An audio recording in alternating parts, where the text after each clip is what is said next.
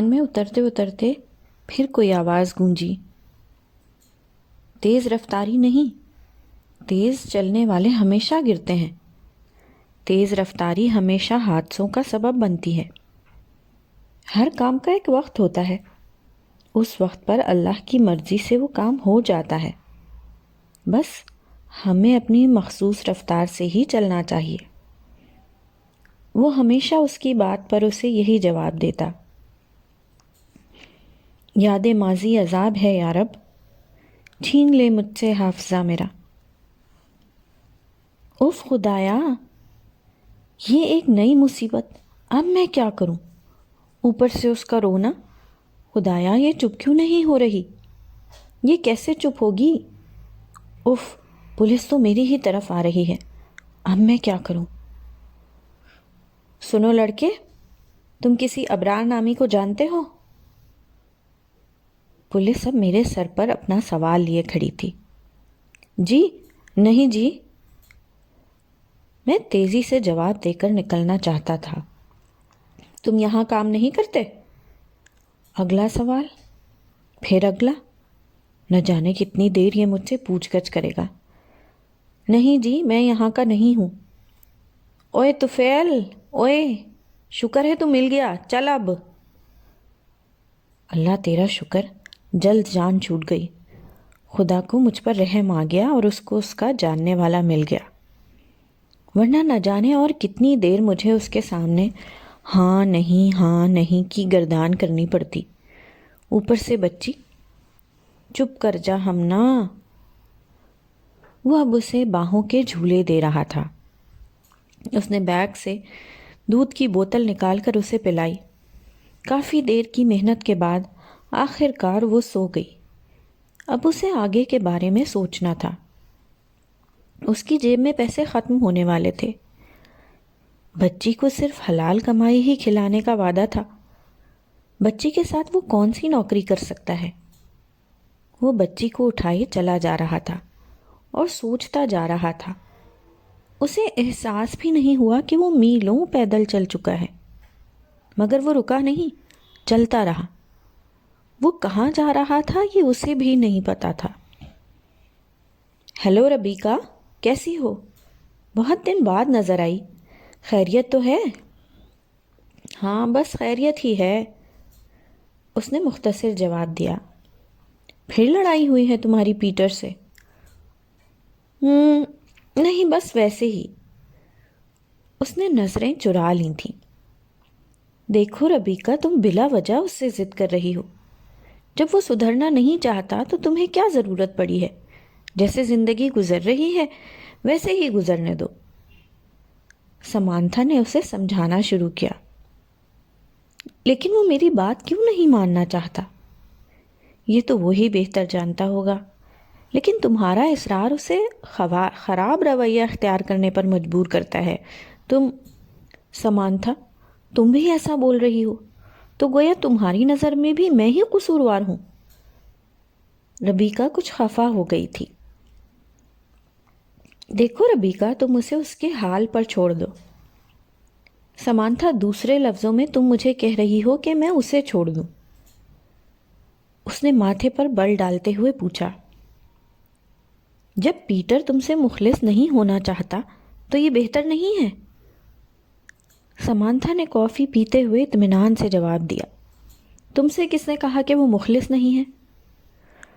ایک تو مجھے تمہاری سمجھ نہیں آتی، تمہیں سمجھ آئے گی بھی نہیں، کیونکہ تم اپنی ساری زندگی بے مقصد ہی گزارنا چاہتی ہو، گھر، شوہر اور بچوں کے بغیر۔ میری یہ خواہش اتنی احمقانہ بھی نہیں ہے کہ تم اس پر ہنسو۔ میں اپنی زندگی کو لاہے عمل دینا چاہتی ہوں، اس کی زندگی کو ایک اچھی زندگی بنانا چاہتی ہوں۔ کوئی برائی ہے کیا اس میں؟ کوئی برائی نہیں ہے ڈیئر، لیکن اکیلے تمہاری خواہش سے کیا ہوتا ہے؟ جب پیٹر ہی راضی نہیں ہے تو تم روز اس سے جھگڑ کے یہاں منہ بنا کر بیٹھ جاتی ہو۔ اگر تم اسے نہیں چھوڑو گی تو کل وہ تمہیں چھوڑ دے گا۔ تمہارے روز روز کے اصرار سے پھر کیا کرو گی؟ سمانتھا اب اپنی کافی اور کیک ختم کر چکی تھی۔ تم جانتی ہو سمانتھا، مجھے کیا پریشانی ہے؟ میں چاہتی ہوں پیٹر اپنی عادتیں بدل لے، ایک اچھا انسان بن جائے، ہم ایک اچھی زندگی گزاریں، اس کے بعد۔ کم آن ربیکا، کس دنیا کی باتیں کر رہی ہو؟ کیا تم اچھی زندگی نہیں گزار رہی؟ سمانتھا نے اس کی بات کاٹی۔ اسی دنیا کی بات کر رہی ہوں، تم بھی اسی دنیا میں رہتی ہو۔ یہ کوئی انوکھی بات نہیں ہے کہ پیٹر اس پہ عمل نہیں کر سکتا۔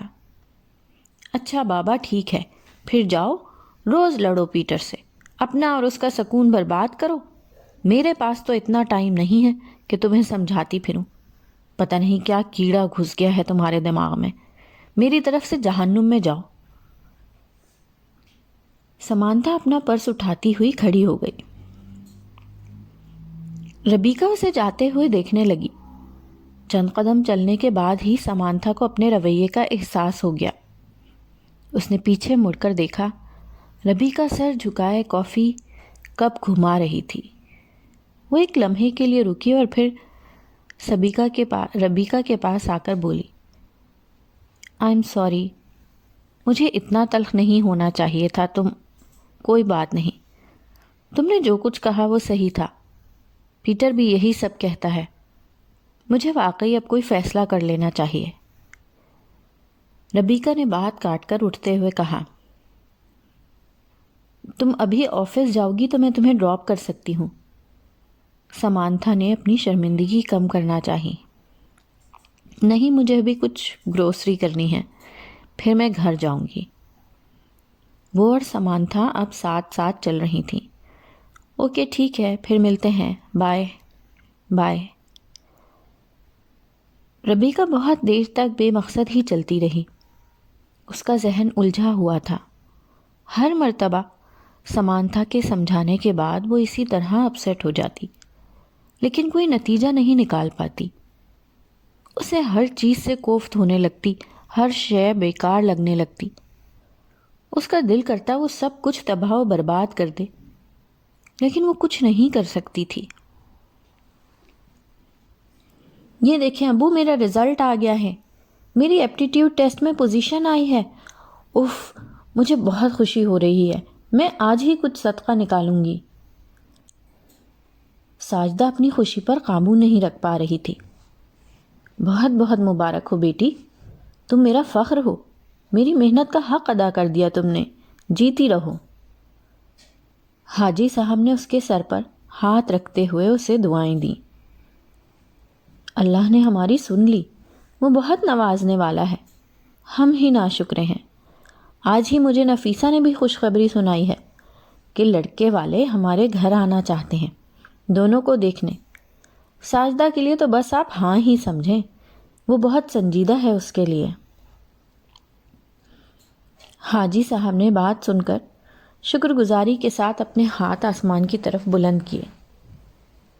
بیٹا، بہن کو مبارکباد نہیں دو گی؟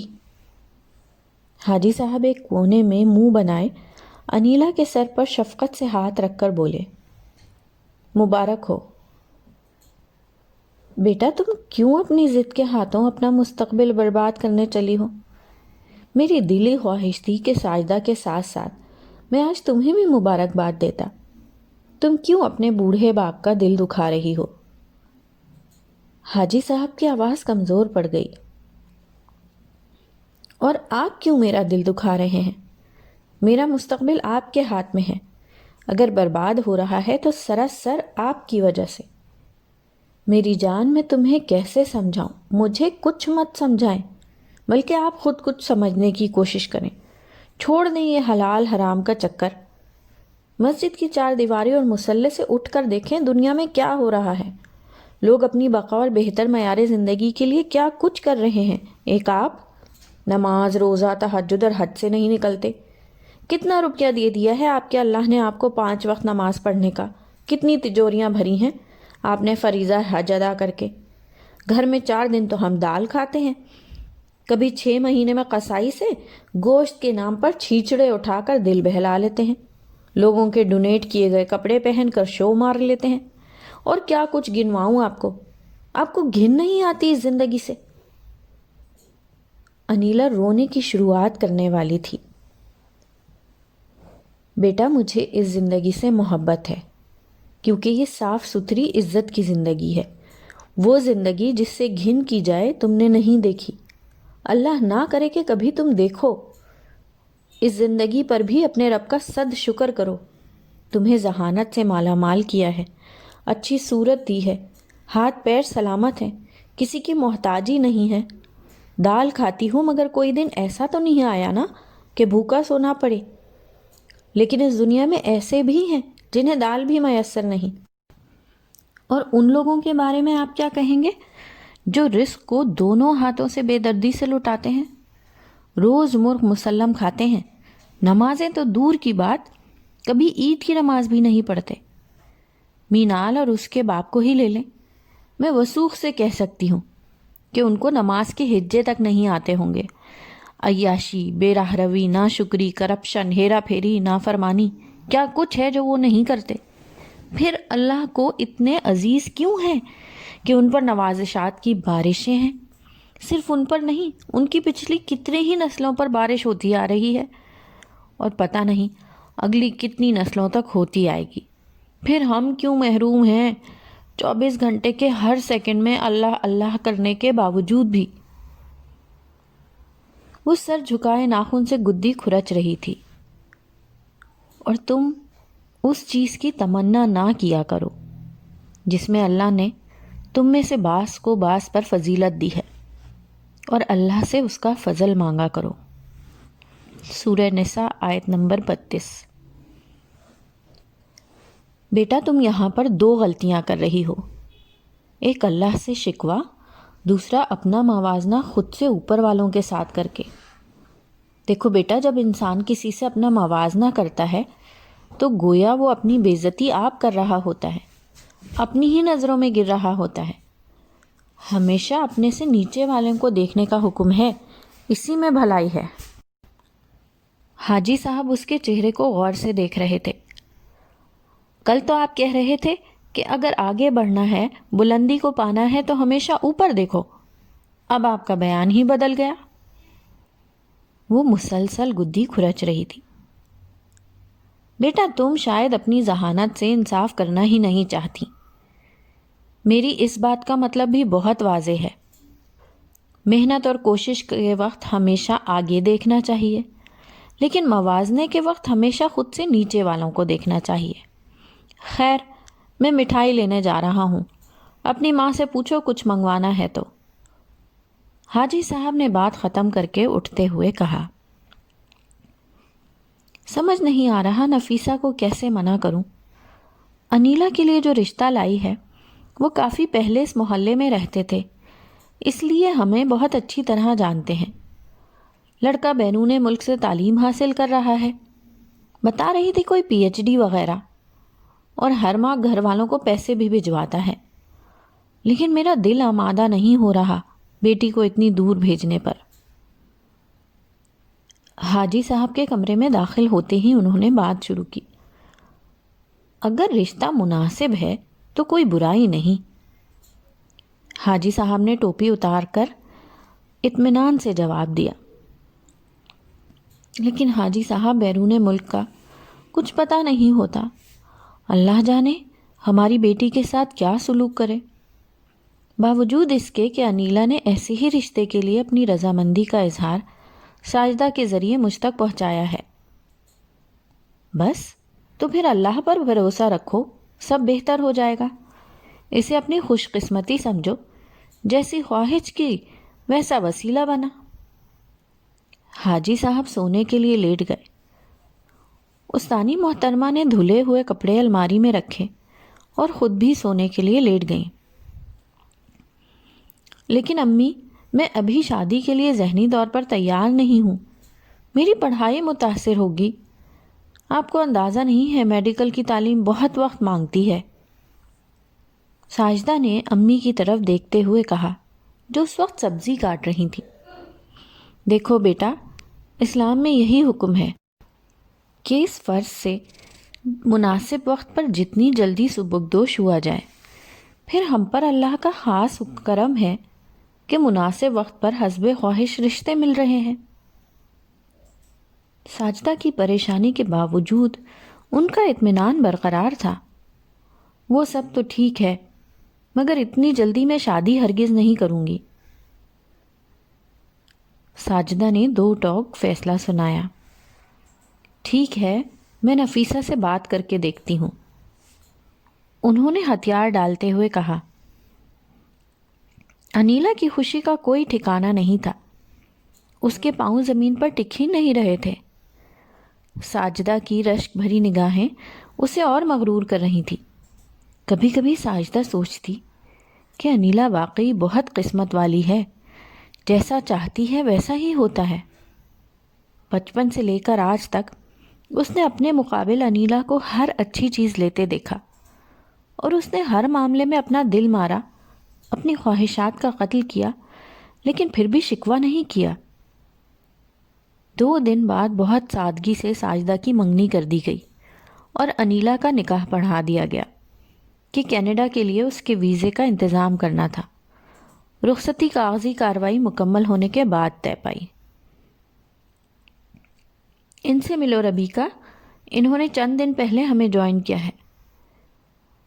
ربیکا کے کولیگ نے اسے ابراہیم سے متعارف کروایا۔ کچھ لمحے جن میں کوئی تعارف واجبی سا ہو، زندگی بھر کے لیے امر ہو جاتے ہیں۔ ایک نظر کا ایک لمحہ اور اس میں کیا جانے والا ایک کلام بھی زندگی بھر کے لیے ایک دوسرے کے نام ہو جاتا ہے۔ خدائے بزرگ و برتر تقدیر کی طرف سے فیصلہ کن کر دیا جاتا ہے۔ خوش آمدید، بہت خوشی ہوئی آپ سے مل کر۔ میں معافی چاہوں گا، آپ سے مصافحہ نہیں کر سکتا۔ میرا نام محمد ابراہیم ہے۔ ابراہیم نے اس کا بڑھا ہوا ہاتھ دیکھ کر اپنا مکمل تعارف کرانا ضروری سمجھا۔ مسلم ڈوڈ، ربیکا کے کولیگ نے اس کے کان میں سرگوشی کی۔ اوکے، آپ ابھی کون سے سیکشن میں فکس ہیں؟ ربیکا نے بات بدل دی، مگر اندر سے وہ اپنا خالی ہاتھ پر نہ صرف شرمندہ ہوئی بلکہ اپنی توہین بھی محسوس کی۔ اس کے ساتھ ایسا پہلی مرتبہ ہوا تھا کہ کسی نے اسے ایسے ٹریٹ کیا ہو۔ یہاں بہت سے پاکستانی اور انڈین جاب کرتے تھے، ان سب کے برعکس مسٹر ابراہیم کا رویہ اس کے لیے حیران کن تھا۔ ہوم اپلائنسز، ابراہیم نے نظریں ملائے بغیر مختصر جواب دیا۔ ربیکا کو اس کے رویے سے شدید الجھن ہو رہی تھی۔ آخر وہ کیا ظاہر کرنا چاہ رہا تھا؟ یہ کیسا ایشین ہے جو اسے نظر اٹھا کر دیکھنے کی بھی زحمت نہیں کر رہا تھا؟ اوکے، میرا سیکشن یہ برابر والا ہے۔ کسی قسم کی کوئی پریشانی ہو تو آپ مجھے بتا سکتے ہیں۔ میں یہاں کافی عرصے سے کام کر رہی ہوں۔ آپ سے پھر ملاقات ہوگی، مجھے بھی کام ہے، سیا۔ ربیکا مزید اس کی موجودگی برداشت نہیں کر پا رہی تھی۔ وہ اس معاملے میں ضرورت سے زیادہ حساس ہو رہی تھی۔ اپنے سیکشن میں آنے کے بعد بھی اس تعارف سے نہیں نکل پائی جو اس کی زندگی کا شاید سب سے بکواس تعارف ثابت ہوا تھا۔ ربیکا پچھلے 2 سال سے شہر کے سب سے بڑے اسٹور سے منسلک تھی۔ ہفتے میں 3 دن وہ ایک موبائل فون کمپنی کے آفس میں جاب کرتی تھی، 2 دن پارٹ ٹائم اس اسٹور میں، کبھی کبھی ویکینڈ پہ بھی کچھ گھنٹے کام کر لیتی تھی۔ پیٹر اور اپنے اخراجات پورے کرنے کے لیے یہ اس کی مجبوری تھی۔ Rebecca, meat my friend Daniel. گھر میں داخل ہوتے ہی پیٹر نے اس کا تعارف ڈینیل سے کروایا۔ وہ پیٹر کی حرکتوں سے تنگ آ چکی تھی۔ وہ ایسے میں سمانتھا کا مشورہ ماننے کے لیے سوچتی، مگر اگلے ہی لمحے پیٹر کی محبت اسے حصار میں لے لیتی۔ یہ محبت بھی کتنی عجیب شے ہے، کسی اندھی کنویں کی طرح جس میں انسان اپنی مرضی سے چھلانگ لگا کر ڈوبنے کی خواہش رکھتا ہے۔ اس خواہش پر کبھی پچھتاوا بھی نہیں ہو پاتا۔ وہ دونوں دعویٰ کرتے تھے کہ وہ ایک دوسرے سے بہت محبت کرتے ہیں، لیکن وہ کبھی اس محبت کو سمجھ نہیں پاتی تھی۔ محبت کو کبھی کوئی سمجھ پایا ہے؟ خوشی ہوئی آپ سے مل کر. تشریف رکھیے، میں ابھی آتی ہوں. ربیکہ پیٹر کو آنکھوں کے اشارے سے اندر آنے کا کہہ کر کمرے میں چلی گئی. اگر تمہارے دوست نے چائے پی لی ہے تو اسے چلتا کرو 5 منٹ کے اندر اندر. او ڈیئر، کیا ہوا ہے موڈ؟ تم نے سنا پیٹر، اسے فارغ کرو 5 منٹ کے اندر. Okay okay. ربیکہ شدید ذہنی دباؤ کا شکار ہو رہی تھی. صبح 7 بجے سے جتنے کے بعد رات 9 بجے فارغ ہو کر گھر پہنچی تھی. گھر جسے سکون کا مسکن قرار دیا جاتا ہے، لیکن شاید اس کی قسمت میں نہ گھر تھا نہ سکون. ہاں تو ڈیئر، کیسا گزرا آج کا دن؟ پیٹر نے کمرے میں آنے کے بعد بیڈ پر لیٹتے ہوئے پوچھا. ہمیشہ جیسا. ربیکہ تم کہہ رہی تھی تنخواہ کا. وہ اصل میں میری نوکری پھر چلی گئی ہے تو مجھے کچھ پیسوں کی ضرورت ہے. میں نے ڈینیل سے بات کی ہے، وہ مجھے کچھ دن میں بہت اچھی جاب آفر کرنے کو تیار ہے، پھر میں تمہیں لوٹا دوں گا. پیٹر اس کے پرس کی تلاشی لیتے ہوئے بولا. اس میں پیسے نہیں ہیں، اور اگر ہوتے بھی تو میں تمہیں نہیں دیتی. تم نے پچھلی نوکری بھی اس وعدے پہ شروع کی تھی کہ وہ تم کبھی نہیں چھوڑو گے. ڈینیل تمہیں کوئی جاب آفر نہیں کرے گا. تمہیں اب خود جاب تلاش کرنی ہے، کیونکہ میری موبائل کمپنی خسارے میں آ گئی ہے. بہت سے ملازم نکالے جا رہے ہیں. کسی بھی وقت میرا نمبر آ سکتا ہے اور ہو سکتا ہے میں خود ہی وہ جاب چھوڑ دوں. 2 نوکریاں ایک ساتھ بہت کر لیں، اب کچھ آرام کرنا چاہ رہی ہوں. ربیکہ نے صبح کے لیے کپڑے استری کرتے ہوئے جواب دیا. واٹ؟ تم جاب چھوڑنا چاہ رہی ہو؟ تمہارا دماغ ٹھیک نہیں لگتا. اتنی اچھی کمپنی کی جاب چھوڑ دو گی؟ ہاں، کیونکہ میں تھک چکی ہوں. میں گھر میں رہنا چاہتی ہوں، ایک خوبصورت زندگی کے ساتھ، اپنے بچوں کے ساتھ، تمہارے ساتھ. ویسے بھی کل کو ہمارے بچے ہوں گے. بچوں کے ساتھ وہ نوکری چلانا مجھے بہت مشکل ہو جائے گا. ربیکہ کپڑوں کو ہینگر میں لگا رہی تھی. تم پاگل ہو گئی ہو؟ تمہیں پتہ ہے اخراجات کا؟ پھر بھی گھر کا مارٹگیج کون دے گا؟ تمہارا باپ. گاڑی کی قسطیں کون پوری کرے گا؟ اور بینک لون کی قسطیں، یہ سب کہاں سے پورا کرو گی؟ پیٹر طیش میں آ کر بیڈ سے اٹھ چکا تھا اور جتنی گالیاں آتی تھیں بک رہا تھا. تم دو گے سب یہ سب تمہاری خواہشات ہیں اور شاید تمہاری ذمہ داری میں بھی شامل ہے. ربیکہ کے لیے اس کا یہ رویہ ایک معمولی بات تھی. یہ میری ذمہ داری میں کہاں سے آ گئی؟ تم ہر چیز میں برابر کی شریک ہو میرے ساتھ. اگر تم ان سب سے ہاتھ کھینچنا چاہتی ہو تو ہاتھ دھونا بھی پڑیں گے، سمجھی؟ گھر کی خواہش تمہاری تھی تو اب مارٹگیج بھرو. وہ جانتی تھی وہ جو کچھ کہہ رہا ہے اس میں صداقت ہے. ہاتھ کھینچ لینے کا مطلب ہر چیز سے محروم ہونا تھا. 70% ادائیگی کی ذمہ داری اس کی تھی. یہ اور بات ہے کہ باقی کے 30% بھی اکثر وہی پورے کرتی تھی. اور علیحدگی کی صورت میں یہاں کے قانون کے مطابق کل اثاثہ برابر تقسیم ہوتا، جس میں سراسر ربیکہ کو گھاٹا تھا. پیٹر اب پہلے سے بھی زیادہ اشتعال میں تھا. پیٹر، تم میری خاطر سب کچھ بدل نہیں سکتے. کتنا سکون ہوگا، گھر، بچے، تم. بچے؟ تمہارے پاس مجھے دینے کے لیے تو پیسے ہوتے نہیں ہیں. بچوں کی فرمائشیں کہاں سے پوری کرو گی؟ بولو، پہلے سارے قرضوں سے جان چھڑا لو، پھر کچھ اور سوچنا. پیٹر نے بات کاٹتے ہوئے اس کا بازو زور سے اپنی طرف گھما کر کہا. کیوں دوں تمہیں پیسے؟ تمہاری ڈرگس کے لیے؟ کبھی نہیں. آج کے بعد تمہاری عیاشیوں کے لیے میرے پاس ایک پیسہ بھی نہیں ہوگا. کان کھول کر سن لو، تمہیں پیسے چاہیے تو جاؤ، خود نکلو اور کماؤ.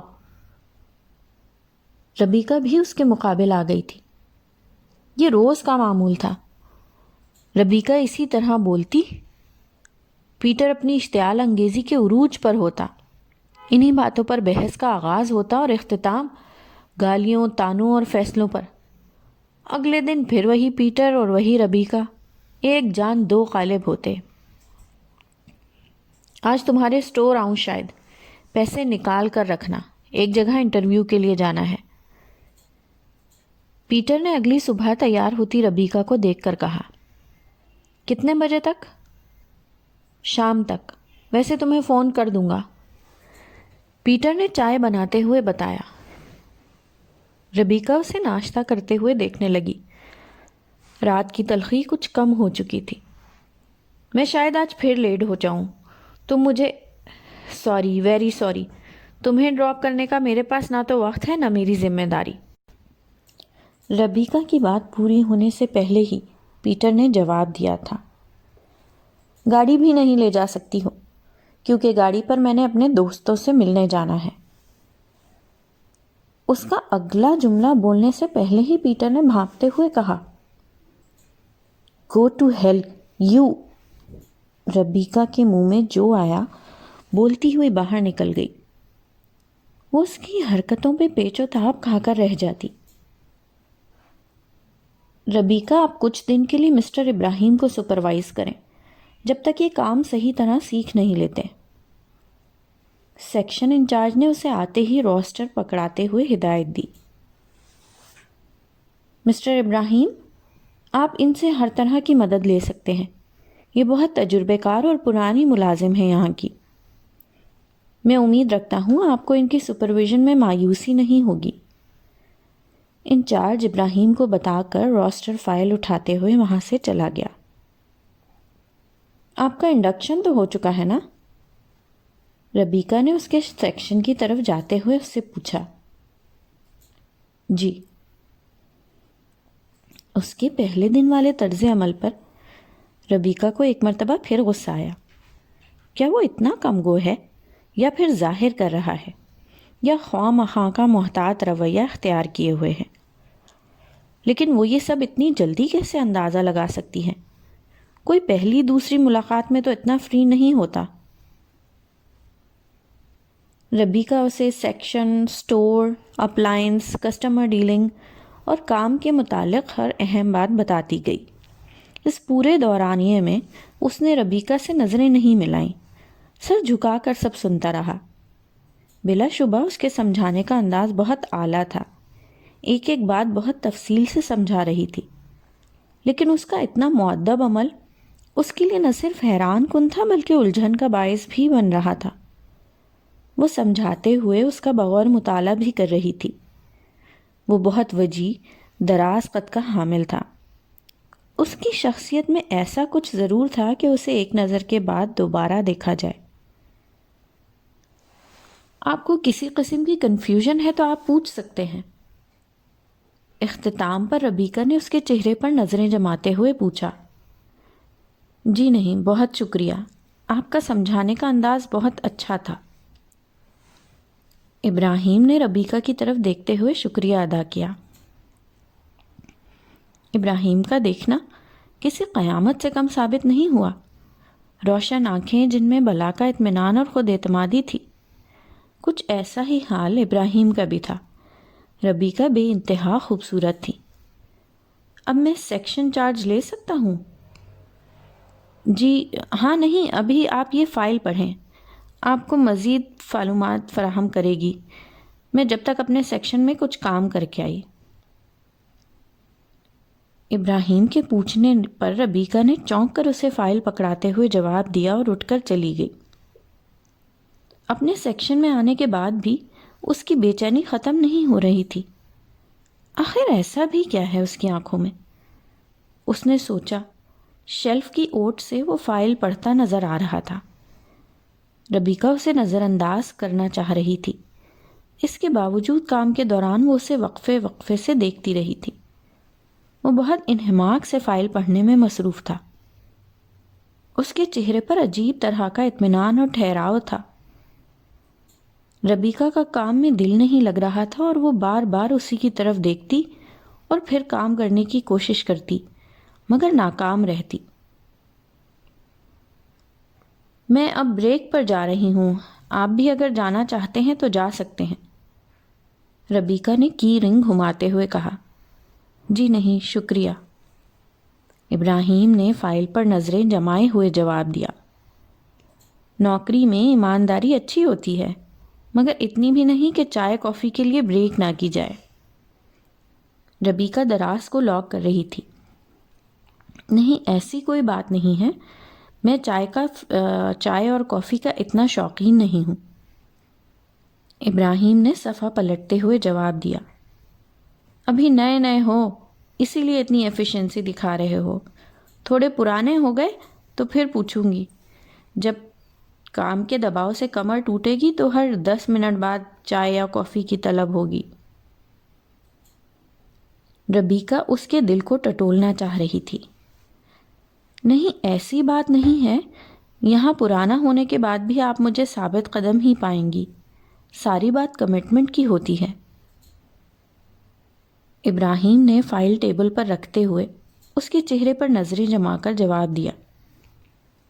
ایک لمحے کے لیے ربیکہ کچھ کہنا سننا ہی بھول گئی۔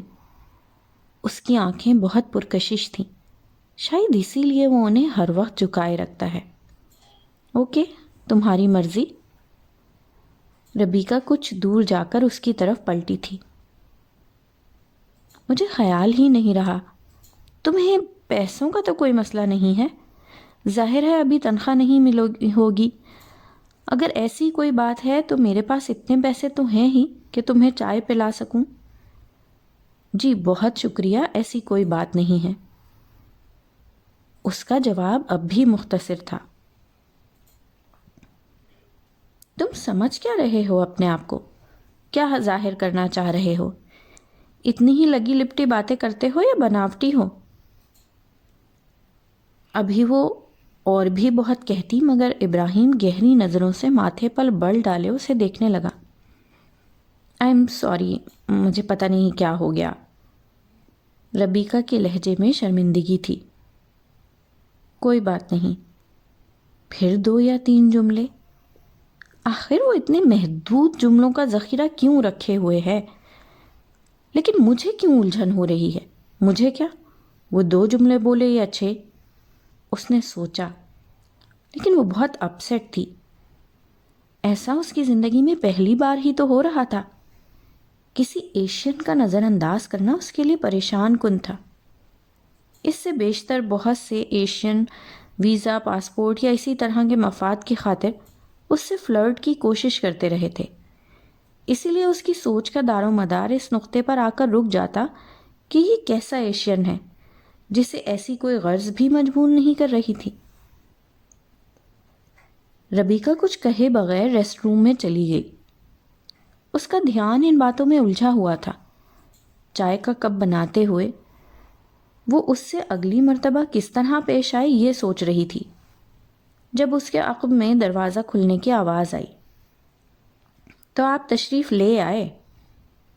ربیکہ کے لہجے میں نہ چاہتے ہوئے بھی طنز آ گیا۔ جی، وہ سیکشن انچارج نے زبردستی بھیجا ہے کہ مارننگ ٹی پر ہر ملازم نے 10 منٹ بریک لینی ہے۔ اوہ، اور وہ کسی خوش فہمی کا شکار ہو رہی تھی۔ آپ کرنا چاہیں گے؟ اس نے سگریٹ کا پیکٹ اس کی طرف بڑھاتے ہوئے پوچھا۔ جی، میں نے کبھی نہیں کی۔ چائے کافی کے آپ شوقین نہیں؟ اسموکنگ کبھی آپ نے کی نہیں؟ لازمی طور پر ڈرنک بھی نہیں کرتے ہوں گے؟ تو پھر آپ کرتے کیا ہیں؟ یہ چیزیں تو ہوتی ہی ریلیف کے لیے ہیں۔ اس کے لہجے میں الجھن کے ساتھ تھوڑی سی تلخی تھی۔ جی بالکل، ڈرنک کی تو میرے مذہب میں سختی سے ممانعت ہے، اور ان چیزوں کے بغیر بھی انسان ریلیف لے سکتا ہے۔ اچھا، وہ کیسے؟ وہ بہت حیران ہوئی۔ نماز پڑھ کے، جو ہم مسلمانوں کے لیے اللہ کا تحفہ ہے۔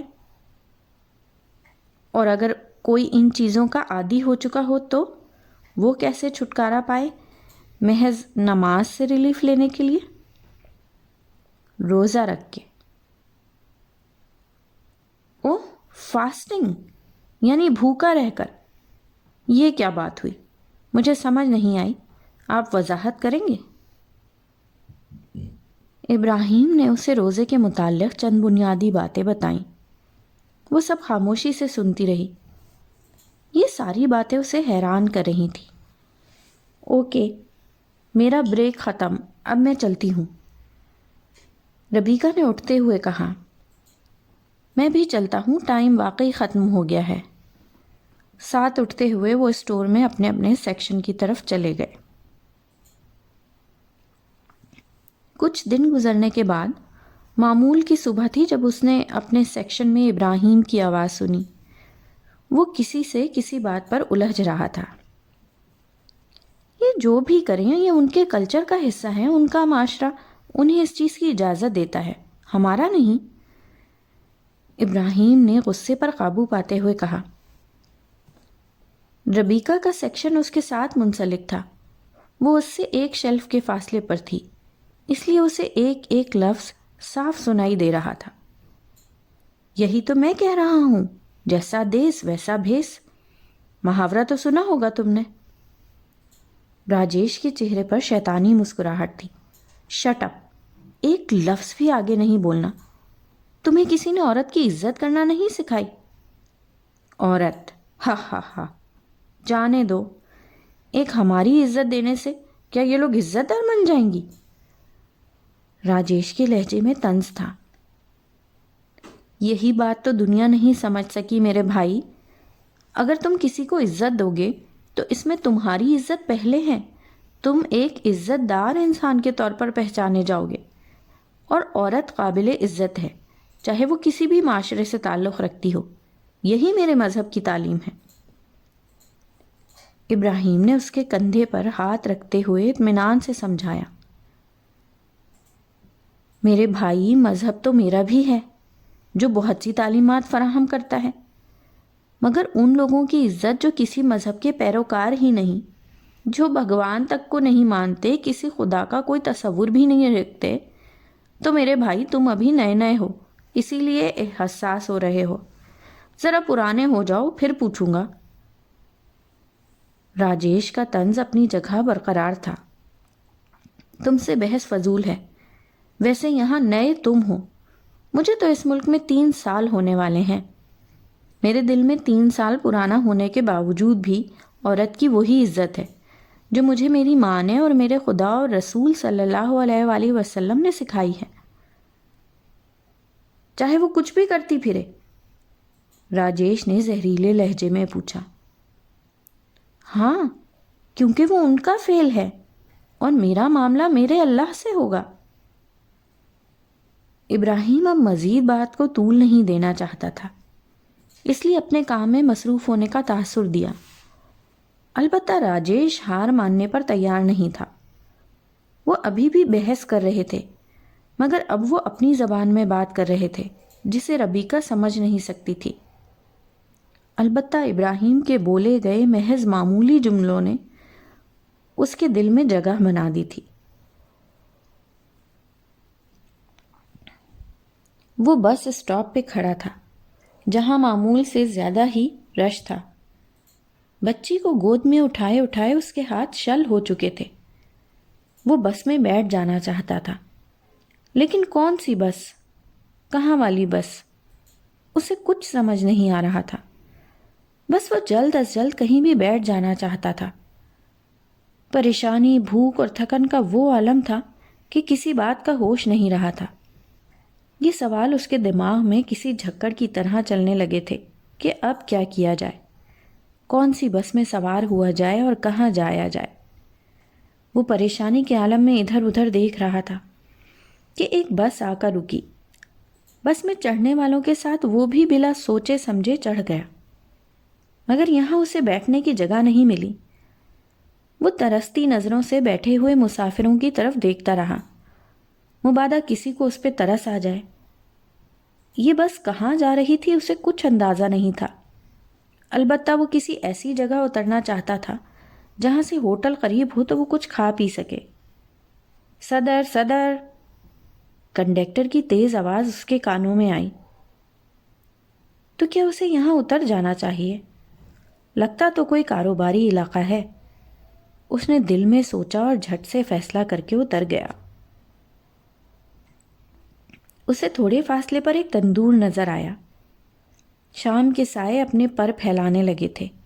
وہ رات کہاں گزارے گا؟ اسے رات ہونے سے پہلے بچی کا کوئی انتظام کرنا ہوگا۔ وہ یہی سوچتے ہوئے روٹیاں لینے کے لیے آگے بڑھا۔ 2 روٹیاں 1 پلیٹ سالن کتنے کا ہے؟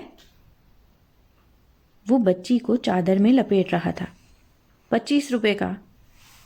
بھائی ذرا جلدی سے دینا، مجھے جلدی ہے۔ اس نے جیب میں ہاتھ ڈالتے ہوئے کہا۔ مگر یہ کیا؟ اف خدایا، اس کی جیب کٹ چکی تھی۔ اب وہ کیا کرے؟ ساری مشکلیں ایک ساتھ انسان پر آتی ہیں۔ جب قسمت ساتھ نہ دے رہی ہو تو ایسا ہی ہوتا ہے۔ نیکی کی طرف جانے والے ہر راستے میں دشواریاں منہ کھولے کھڑی ہوتی ہیں۔ ہر آزمائش انسان کی ثابت قدمی پر رکھنے کے بعد ہی اسے پار لگاتی ہے۔ اب وہ کیا کرے؟ بھوک سے اس کی جان نکل رہی تھی۔ راستوں کا کوئی علم نہیں تھا۔ رات سر پر آ رہی تھی۔ کرے تو کیا کرے؟ بھائی صاحب روٹیاں رہنے دیں، میری جیب کٹ گئی ہے، میرے پاس پیسے نہیں ہیں۔ وہ کچھ دیر وہاں کھڑا رہا، اس انتظار میں کہ شاید کوئی اس پر ترس کھا لے۔ مگر احساس سے آ رہی دنیا پیشہ ور دھوکے بازوں کے شکنجے میں پھنسی ہوئی تھی۔ وہ کسی حقیقی ضرورت مند کے بارے میں سوچ سے محروم تھی۔ بچی نے پھر سے رونا شروع کر دیا تھا۔ اس کے پاس اب کچھ بھی نہیں تھا۔ پیسے لٹ چکے تھے، دودھ ختم ہو گیا تھا۔ یا اللہ، میں تجھ سے آج اپنے ہر گناہ، ہر زیادتی کی معافی مانگتا ہوں۔ میرے مولا مجھ پر اور اس بچی پر رحم فرما، کوئی وسیلہ بنا۔ ہم تیرے محتاج ہیں اور ہمیں لوٹ کر تیرے پاس جانا ہے۔ مجھے اور اس بچی کو گناہ اور ذلت سے بچا، اے خدا، یا اللہ۔ وہ آنسوؤں کے ساتھ پارک کے قریب فٹ پاتھ پر بیٹھا دعا گو تھا۔ اسے کچھ شور سنائی دیا۔ لوگوں کا ہجوم ایک طرف لپک رہا تھا۔ اسے کھانے کی بڑی مسحور کن خوشبو آ رہی تھی، یا پھر یہ اس کی بھوک تھی کہ اسے ایسا لگ رہا تھا؟ لیکن نہیں، یہ حقیقت تھی۔ سامنے دیوار پر اسے بڑا بڑا ایدھی ہوم لکھا نظر آ رہا تھا۔ یہ بورڈ مجھے پہلے نظر کیوں نہیں آیا؟ اسے کسی یتیم خانے میں ڈال دینا۔ اس کے کانوں میں بچوں کی آواز گونجی۔ میرے خدایا، میں سارا دن خوار کیوں ہوتا رہا؟ وہ جلدی سے بچی کو سنبھالتا ہوا ہجوم کی طرف لپکا۔ بچی بیچاری باہوں کے جھول میں رو رو کر بھوکی ہی سو گئی تھی۔ بھائی صاحب، مجھے اس بچی کے لیے کسی سے بات کرنی ہے، آپ مدد کر سکتے ہیں؟ اس نے ایدھی کے مونوگرام والی قمیص پہنے ایک شخص سے پوچھا۔ تم اندر چلے جاؤ۔ اندر چھوٹی سی راہداری سے گزرنے کے بعد اسے ٹیبل پر ایک شخص اپنے کام میں مصروف نظر آیا۔ بھائی صاحب، میں یہ بچی دینے آیا ہوں، وہ کہنے لگا۔ آدمی نے فائل سے سر اٹھا کر اس کا بغور جائزہ لیا۔ کچھ دیر وہ اسے شکی نظروں سے دیکھتا رہا۔ اس کی نظریں پھول کو بہت کچھ سمجھا گئی تھیں۔ کون ہے یہ اور کہاں سے لے کر آئے ہو؟ کچھ دیر کی خاموشی کے بعد اس نے یکدم ہی سوالات اگل ڈالے۔ جی، یہ میری بہن کی بیٹی ہے۔ اس کے قطعی غیر متوقع سوال پر پھول بوکھلا گیا۔ اسے سمجھ نہیں آ رہا تھا کہ وہ اگلے کتنے سوال کرے گا اور اسے مطمئن کرنے کے لیے وہ کیا کہے گا۔ تو بہن کہاں ہے اور تم اسے لے کر یہاں کیوں آئے ہو؟ اس نے اس کے گرد سے اٹے لباس، بوکھلائے چہرے کو شکی نظروں سے دیکھتے ہوئے پوچھا۔ جی، وہ اس کی پیدائش پر فوت ہو گئی ہیں۔ تو بچی کا باپ؟ جی وہ بھی۔ پھول کو کچھ سمجھ نہ آیا۔ سیدھی طرح بتاؤ معاملہ کیا ہے، ورنہ ابھی پولیس کو بلا کر اندر کراتا ہوں۔ اب وہ اس سے اپنے روایتی انداز میں کہہ رہا تھا۔ جی میں بہت بھوکا ہوں، صبح سے پانی تک نہیں پیا، چل چل کے تھک گیا ہوں۔ خدا کے لیے میری مدد کریں، ورنہ میں اور یہ بچی مر جائیں گے۔ پھول نے رحم طلب نظروں سے نقاہت کے عالم میں اسے کہا۔ تو سیدھی طرح بتا چکر کیا ہے؟ جی؟ پھول نقاہت سے چکرانے لگا تھا۔ بیٹھو ادھر کرسی پر۔ اماں ایک گلاس پانی لے کر آؤ، اور نرس نعیمہ کو بلاؤ۔ پھول نے کرسی پر بیٹھتے ہوئے اسے کہتے سنا، اب بتاؤ ساری بات۔ اس نے بچی نعیمہ کو پکڑاتے ہوئے پانی پیتے پھول سے سوال کیا۔ جی میں سچ کہہ رہا ہوں، بچی کی ماں کو فوت ہو گئی ہے، اور اس نے ہی مجھے کہا تھا کہ میں یہ بچی یتیم خانے جمع کرا دوں۔ تو بچی کا باپ کہاں ہے؟ وہ کچھ ماہ پہلے ٹریفک حادثے میں ہلاک ہو گیا تھا۔ تو باقی رشتہ دار اور محلے والے وہ سب بھی مر گئے ہیں کہ بچی کا ذمہ نہیں لے سکتے؟ اسے اندازہ تھا کہ شاید اگلی بات وہ یہی کرے گا، البتہ پھول خاموش رہا۔ اچھا اپنا شناختی کارڈ نکالو، اس نے رجسٹر کھولتے ہوئے کہا۔ جی میرے پاس نہیں ہے۔ اچھا بچی کے باپ کا نام بتاؤ۔ وہ خالی آنکھوں سے اس کی طرف دیکھنے لگا۔ وہ اسے کیا نام بتائے؟ اسے تو سب اکو کہتے تھے۔ جی رضوان۔ اس نے ٹیبل پر رکھے ایک کاغذ پر لکھا دیکھا۔ پورا نام؟ جی مجھے پورا نام نہیں پتا، ہمیشہ اتنا ہی سنتا آیا ہوں۔ بچی کی تاریخ پیدائش؟ وہ ذہنی طور پر ان سوالوں کے لیے قطعی تیار نہیں تھا۔ اس کے نزدیک یہ بڑا آسان کام تھا، لیکن اب اسے احساس ہو رہا تھا کہ وہ کس مشکل میں ہے۔ اس کی سمجھ میں جو آتا گیا وہ سچی جھوٹی تفصیلات بتاتا گیا۔ گھر کا پتہ، والد کا نام، شہر، محلہ، باپ کی ملازمت کی معلومات، سب کچھ۔ اپنا مکمل نام بتاؤ اور اپنا انگوٹھا یہاں لگاؤ، اس نے رجسٹر سامنے کرتے ہوئے کہا۔ اسے تو اپنا نام تک معلوم نہیں تھا۔ بچپن سے سب اسے پھول ہی کہتے آئے تھے، اور وہ پھول ہی سنتا آیا۔ وہ سوالوں کے جواب دے دے کر چکرا چکا تھا۔ اس کی ہمت پست ہو رہی تھی، مگر اسے سنبھلنا تھا۔ وہ اضطرابی نظروں سے ادھر ادھر دیکھنے لگا۔ محمد احمد۔ کرسی کی پشت پر نوٹس بورڈ پر لگی بچوں کی تصویروں کے نیچے لکھے ہوئے ناموں میں سے ایک نام پڑھ کر اس نے بتایا۔ چند مزید سوال جواب کے بعد اس نے انگوٹھا لگایا اور کرسی سے جانے کے لیے اٹھ گیا۔ چند قدم چلنے کے بعد وہ پیچھے مڑا تھا۔ میں بچی کو جانے سے پہلے دیکھ سکتا ہوں جی؟ اس کے لہجے میں یاسیت تھی۔ بچی اب یہاں بالکل محفوظ ہے، تم دیکھنا چاہتے ہو تو وارڈ کے باہر سے دیکھ سکتے ہو۔ شاید اسے وہاں کے عملے نے نہلا دھلا دیا تھا۔ وہ اجلے کپڑے پہنے جھولے میں لیٹی دودھ پی رہی تھی۔ اسے کچھ اطمینان ہوا۔ وہ جانے کے لیے مڑا، لیکن ایک بار پھر پلٹا تھا۔ میں اسے کبھی کبھی دیکھنے آ سکتا ہوں جی؟ اس کے لہجے میں صدیوں کی تھکن اود آئی تھی۔ نہ جانے ایک دن اپنے وجود سے لپٹائے پھرنے سے اسے کیسے اتنی انسیت سی ہو گئی تھی۔ وہ آنکھوں میں اس کی معصوم تصویر سجائے بجھے دل کے ساتھ وہاں سے نکل آیا۔ باہر سارا لنگر تقسیم ہو چکا تھا۔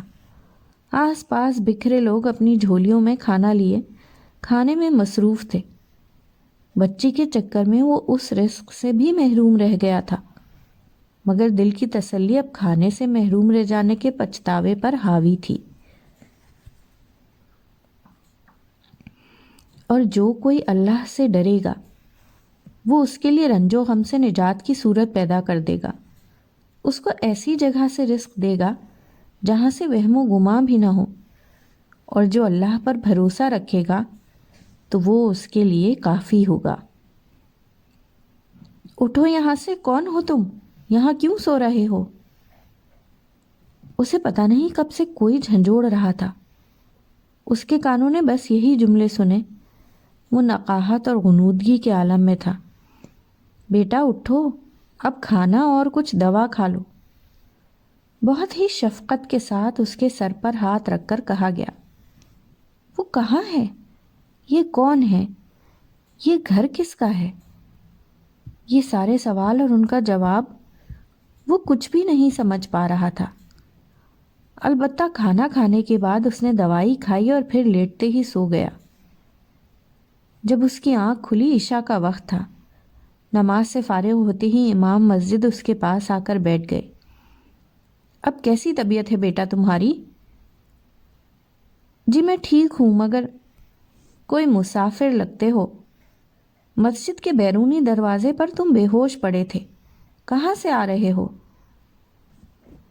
ہاں وہ مسافر ہی تو تھا، کہاں جا رہا تھا یہ خود اسے پتہ نہیں تھا، البتہ خدا نے اس کو اس کی مطلوبہ جگہ ہی پہنچا دیا تھا۔ اسے وہ اپنی خوش قسمتی سمجھے یا پھر کوئی نیکی؟ نیکی؟ مگر نیکی تو اس نے کبھی کوئی کی ہی نہیں، پھر وہ اس بہتری کا حقدار کیسے ہو سکتا تھا؟ وہ کہاں جا رہا تھا؟ شاید وہ مسجد ہی کی تلاش میں جا رہا تھا، مگر چلتے چلتے وہ یہاں کیسے پہنچا اسے کچھ پتہ نہیں تھا۔ بیٹا تمہارے گھر والے پریشان ہوں گے، تم ان سے رابطہ کر کے اپنی خیریت کی خبر دے دو۔ تسبیح پڑھتے ہوئے امام صاحب نے کہا، انہیں کیا بتاؤں؟ کیا انہیں سب بتا دوں؟ مگر نہیں، کہیں ایسا نہ ہو یہ مجھے گھر ہی سے نکال دیں۔ میں ان سے کیا کہوں؟ ان کے چہرے پر اتنا نور، لہجے میں اتنی مٹھاس اور شفقت ہے کہ مجھ سے جھوٹ بھی تو نہیں بولا جا رہا، پھر میں کیا کروں؟ جی میرے گھر والے نہیں ہیں، میں اکیلا ہوں، اس نے مختصر جواب دے کر آنکھیں موند لیں۔ اچھا بیٹا، لگتا ہے تم ابھی بھی بہتر محسوس نہیں کر رہے ہو، تمہیں بہت تیز بخار ہے، تم آرام کرو، مجھے صبح فجر کے لیے جلدی اٹھنا ہوتا ہے، کل بات کرتے ہیں، فی امان اللہ۔ امام صاحب دروازہ بند کرتے ہوئے کمرے سے نکل گئے۔ اس کے دماغ میں سوچوں کا ایک تانتا بندھ گیا تھا۔ صبح وہ کیا بات کریں گے؟ میرے اللہ میری مدد کر، تو ہی میرا آسرا ہے، میری مدد کر۔ اے آدم کی اولاد، میرے علاوہ کسی کو طلب نہ کر، کیونکہ میں تیرے لیے ہوں اور تیرے سامنے ہوں۔ اگر تو نے مجھے طلب کیا تو مجھے پائے گا، اور اگر تو نے مجھے ترک کیا تو میں تجھے ترک کر دوں گا، اور تو ہر قسم کی خیر سے محروم ہو جائے گا۔ سامنے دیوار پر چسپاں کیلنڈر پر اس نے پڑھا تھا۔ 2 قطرے آنسو آنکھوں سے روا ہو گئے۔ فَبِأَيِّ آلَاءِ رَبِّكُمَا تُكَذِّبَانِ۔ بہت خوش الحانی کے ساتھ قرأت کی نسوانی آواز سے اس کی آنکھ کھلی۔ اٹھو بیٹا، یہ ناشتہ کر لو۔ امام صاحب ناشتے کی ٹرے اٹھائی کمرے میں داخل ہوئے۔